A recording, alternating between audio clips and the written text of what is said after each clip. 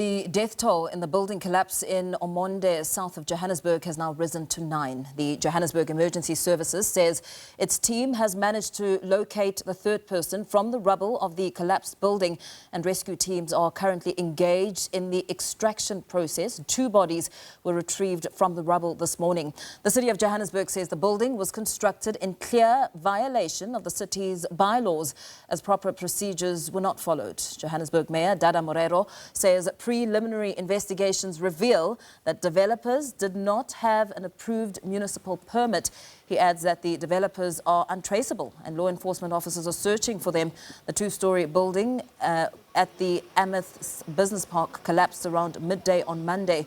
Morero, accompanied by Deputy Mayor Loyiso Masuku, earlier confirmed 8 deaths, which 1 person unaccounted for at the time. Preliminary findings point to a poorly constructed slab and structural weaknesses as the cause. Municipal search and recovery teams remain on site. All right, now for more on the story, let's bring in SABC News reporter Tato Litsaba. A very good afternoon to you, Tato. Let's just start with a status update. We've been reporting since the early hours of the morning that the death toll has risen to 9, with extraction operations now continuing for another body. Is this how things still stand this very hour? Well, Mfundo, a very good afternoon to you. Absolutely correct. Death toll now sitting at 9. We understand there were 15 construction workers. 3 of them were outside, luckily, when that incident took place. Unfortunately, 12 of them found themselves affected, and we can now see the Gauteng Provincial Premier, Panyaza Lusufi, who's also on the ground. He'll be talking to us. And Mfundo, we understand that the scene has been officially handed over to the South African Police Services. The emergency services have wrapped up and they're sweeping. Let me bring in the Gauteng Premier. We have to find ourselves in this kind of a situation. I want to firstly extend my sincerest condolences to the families of the deceased. It's a difficult and painful moment. We want to assure them of our support, and the team fortunately has already started to gather information that will assist us to go back to them and say this is what happened. We also want to wish those that are injured a speedy recovery. We'll have an opportunity to visit some later today so that we can extend our well wishes to them. I got a full briefing from the team since yesterday.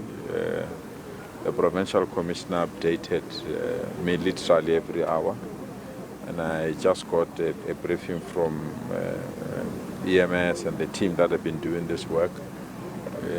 I'm just here to welcome the Minister, who's an overall in charge of this kind of responsibilities, so that both the national government, provincial government and local government, we can synchronize our investigations, gather the necessary evidence and determine what is the best way to handle this kind of a situation. We are grateful to the work that has been done by EMS since yesterday. They said they got the first call around 10 to 3 or so. Since then, I think they put their lives on the line to not only rescue those that were injured, but also to pull out those that unfortunately lost their lives. So we are highly, highly grateful to them, and this demonstrates the capacity that we have as a state.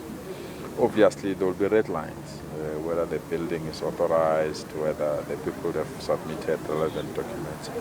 I'm reluctant to enter that space until those that are well positioned can. But preliminary information indicates that there's some spade work that still needs to be done to establish that kind of information. But I also thank the municipality's leadership. From the word go, the municipal manager was here, the leadership of the municipality, the deputy mayor is here, the MMC responsible for planning is here, the entire administrative machinery of the city is here. So we really believe that it acts well in ensuring that we attend to the situations as speedily as possible. As soon as the minister arrives, we'll take him through the briefing, and then we'll also allow him to go through what the team have shared with me, and I'll make him available to you as well so that you can be in a position to speak to him as well. Premier, the mayor telling us that 15 inspectors have been here on site. Also, those are the ones who are available in the area. Why have these 15 inspectors? Mfundo, that is the Gauteng Premier, Panyaza Lesufi. As I step out of shot, he's engaging with the media. We earlier on spoke to the technician who works for the emergency services, who was responsible for that detrimental incident that took place, saying that them attending to this emergency, their own lives were also at risk. As we All right, unfortunately, we've lost Thato Letsaba, the SABC News reporter, who's currently at Ormonde there. You would have heard Premier Panyaza Lesufi addressing the media. I believe Thato is back to share with us a bit more of what has taken place, giving us a status update. Thato, it's over to you. Thank you, Mfundo. We got an indication that this building particularly could have fallen any minute, any time, be it May, yesterday or today, because when you look at the structure, it's starting to crack up.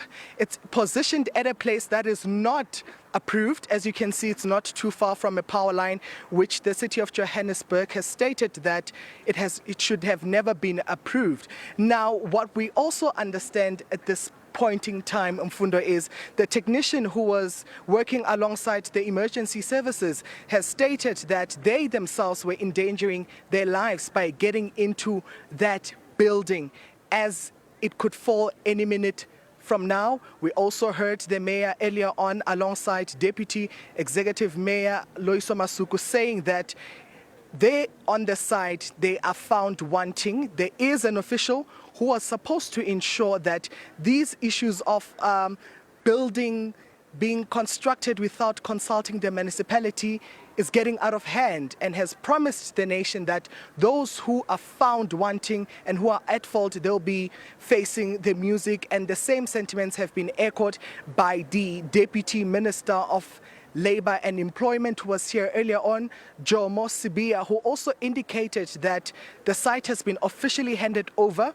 to the South African Police Services to conduct further investigations. We saw engineers who are inspectors. They are going to gather evidence to give us a full scope of what caused the building collapse, as well as the potential charges that the owners could face after SABC has concluded that investigation. They will report to the Department of Employment and Labour, who will then take it up to the National Prosecuting Authority to deal with this. And also, we've heard that the company, which is named New Store, they said they have appointed an independent investigation to look at what really happened at this structure.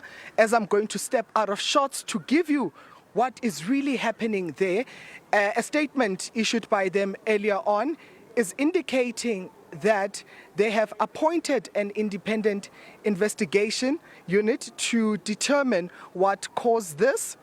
And New Order, like I said, says the team includes structural engineers, health and safety practitioners, and other relevant specialists to check and establish the facts, assess compliance with all applicable building and safety standards, which the city says there were no measures taken, and therefore certain legal aspects were breached here, and therefore charges are going to be laid against them. We also heard that should they be found wanting, the charges will be laid against them. We also heard that they can't get a hold of the owner on their phone. His phone is off. We understand after the investigation concludes, this building that you see will be demolished and belong to past, raising concerns about Mfundo, our state in ensuring the safety of the people. The Department of Employment and Labour has stated that families will be compensated. There were workers that were registered and they are applicable to get funding. They also have stated that any needs that the family needs, they will be covered, Mfundo. We are waiting now for the Minister of Public Works, Dean McPherson, to be briefed and also he will be engaging with the media as we throw forward to you in studio, Mfundo. That is the current situation. SABC is investigating the matter. Therefore, it will be handed over to the Department of Employment and Labour. Therefore, NPA will have to act when charges are going to be formally laid, but the building will be demolished.